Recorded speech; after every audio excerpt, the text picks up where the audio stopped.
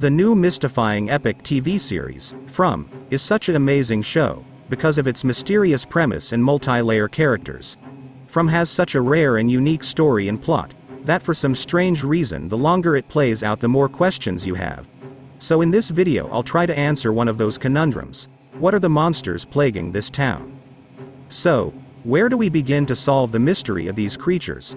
Let's start by examining the rules or the instinctual behavior they follow. First, we know they come out at night. That may give us a clue of what we're dealing with, but to be honest there are literally countless numbers of fictional creatures that come out at night.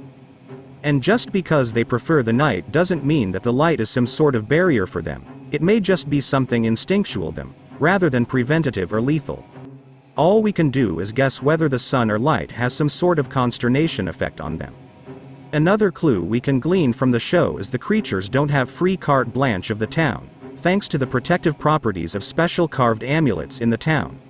The amulets forces the monsters to abide by some type of rules, and one of the rules that they seem to adhere to is that they cannot go into a home without being invited in, or have something that blocks their egress from crossing the threshold of any domain.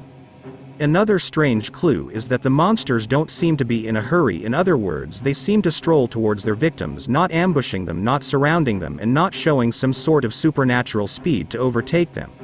Another particularly strange aspect of these monsters is that they're shapeshifters. They look completely normal dressed in normal human garb, but yet instantly turn into something beast-like.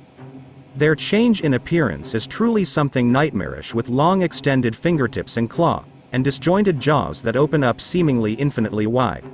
Their eyes turn from normal human pupils into eyes and pupils that are completely milky white. The white eyes might give us a clue of what the creature's instinctual behavior could be. But I feel the most dangerous aspect of the creature is about to be revealed in this next clue.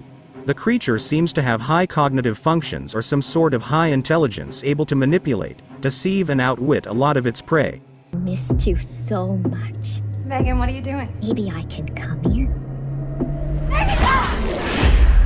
On top of that, it understands tactical maneuvers by picking out the weak, like children, the sick, and those who might be mentally vulnerable. Another part of the creature's behavior that is puzzling and horrifying at the same time is what it does to its victims.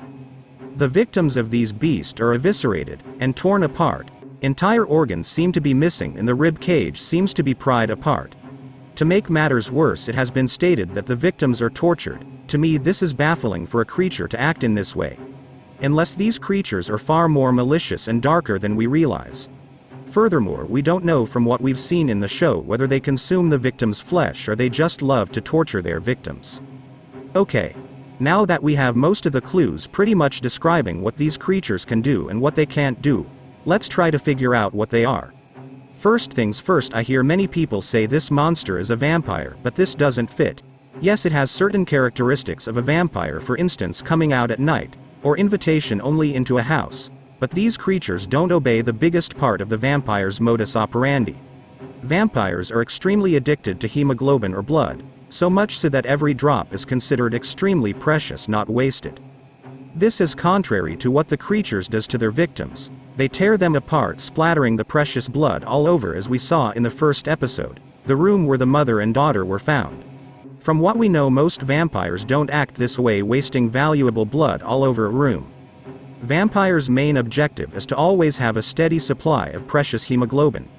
It will for the most part try to leave their victims alive so that they can come back and feed on them once they have an invitation into a house. Plus, a vampire's invitation is not based on some sort of charm or amulet. It's only the owner of that home who could offer the vampire an invitation inside. To me, I don't think these creatures are vampires. They have some characteristics of vampires, but they don't behave like them where it counts. Now it's time to give my opinion of what I believe these creatures are. But before I start, I'm going to say it's not going to be simple in giving these things a name. I think the clue to what they are is a little bit more complicated, and it stems from outside the show. I'll explain. First, I don't think these creatures are vampires. To be honest, I don't know what they are. They could be some sort of hybrid, or some sort of experiment.